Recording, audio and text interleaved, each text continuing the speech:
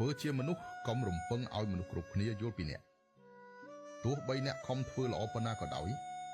ក៏មិនប្រកាសថាមនុស្សគ្រប់គ្នាសុទ្ធតែចូលចិត្តអ្នកដែរ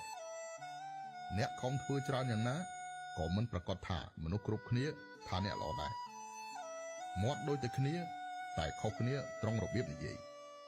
ភ្នែកដូចតែគ្នាតែខុសគ្នាត្រង់របៀបមើលចិត្តដូចគ្នាតែខុសគ្នាត្រង់ការគិតធ្វើជាមនុស្សអ្នកខ្វល់តែធ្វើខ្លួនឯងឲ្យល្អទៅបានហើយអ្នកគួរយល់ថា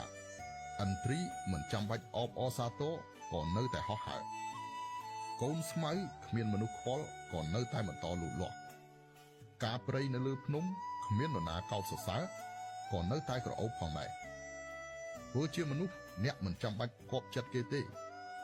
គ្រាន់តែមានមនសិការច្បាស់លាស់ទៅបានហើយ